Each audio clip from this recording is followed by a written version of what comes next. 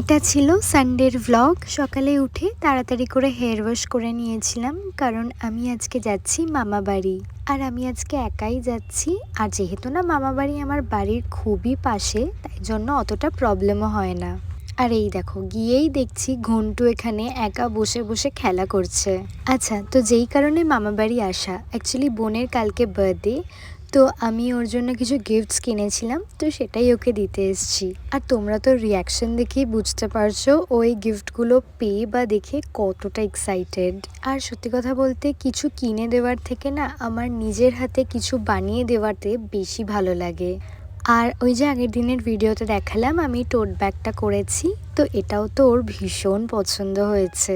যাক, ওর যেই সবকটা গিফটস পছন্দ হয়েছে এতেই আমি খুশি। বিকেলবেলা আমরা সবাই মিলে রেডি হয়ে গেলাম আর মামাকে আবদার করলাম একটু লং ড্রাইভে নিয়ে যাওয়ার জন্য। প্রথমে তো বুঝতেই পারছিলাম না যে কোথায় যাব, তারপর ফাইনালি ডিসাইড হলো যে শ্যামনগরের ওখানে একটা চায় ক্যাফে বলে একটা জায়গা আছে, তো সেখানেই গেছিলাম। আর অ্যাম্বিয়েন্সটা না ভীষণই সুন্দর। এরকম সন্ধেবেলা বন্ধু বান্ধব বা ফ্যামিলির সাথে বসে আড্ডা দেওয়ার জন্য কিন্তু একদম পারফেক্ট জায়গা।